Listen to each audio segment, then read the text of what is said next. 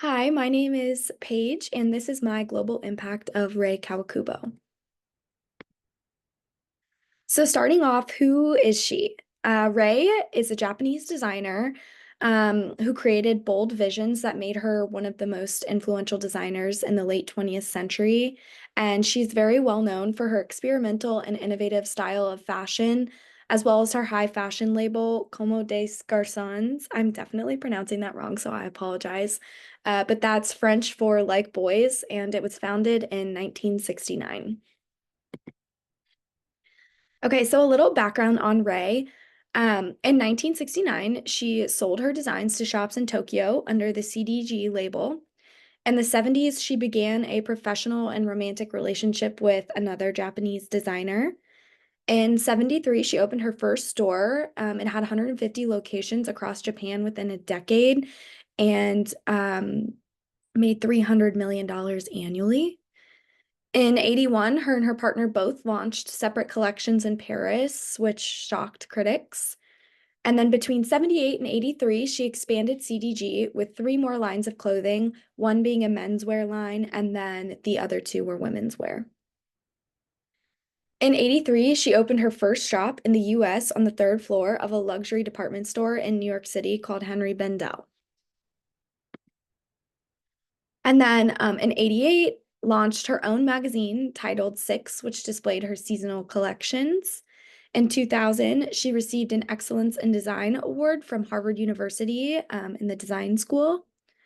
In 2002, she created a collection of streetwear that was targeted towards a younger audience, and that collection was called Play. And then in 2008, she created a special line for H&M, which is really cool. And then in 2009, created Black, which was a less expensive collection of past season bestsellers. So she did a lot throughout her career. Alrighty, and then moving on to comparison to the zeitgeist. So she designed for the independent woman who did not dress to gain men's approval. She pulled back from Western definitions of sexiness, which emphasized revealing clothing on the body. And Ray actually found for revealing clothing to be not sexy and rather boring. Her designs use large amounts of fabric, giving a loose and full look. And this style didn't fit the industry's idea of what women should wear, so sometimes her garments were described as anti-fashion. And then moving on to the impact on Western and non-Western societies. So she introduced deconstructed, asymmetrical, and oversized designs that challenged the conventions of traditional Western fashion. Her designs were bold and were not form-fitting to the body, which at the time, it was encouraged for women to wear clothing that kind of shows off their curves and is revealing and form-fitting.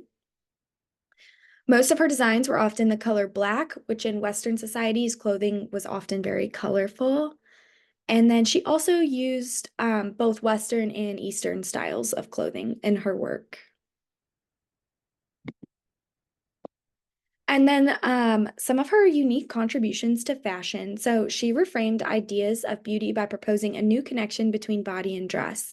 She really emphasized the fact that, especially for women, you don't have to wear clothing that is super revealing or super tight fitting. As well as she transcended gender collection by combining feminine decoration with masculine suiting to create hybrid garments. A lot of her designs kind of showcase that they can be worn by men or women, which is pretty cool.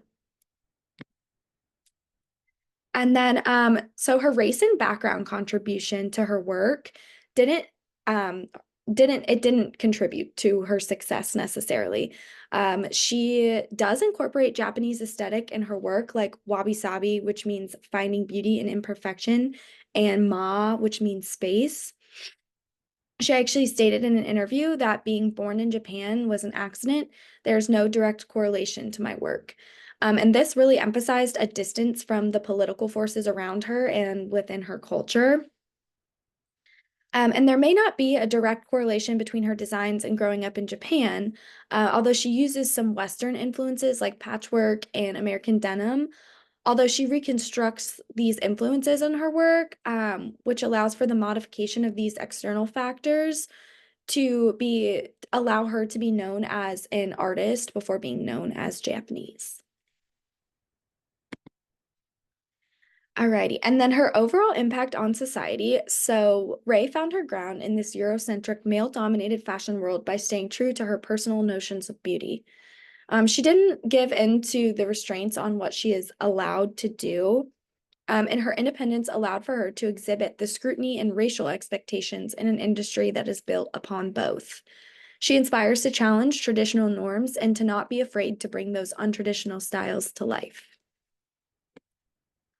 Okay, and then how does this appeal to me? So I really, really enjoyed learning about Ray. It was cool to just learn about how she came to be the designer that she is today.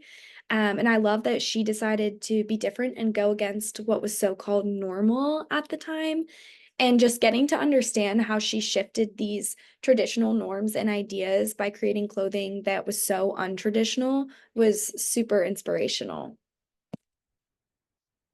And that's all I have for you. Thank you.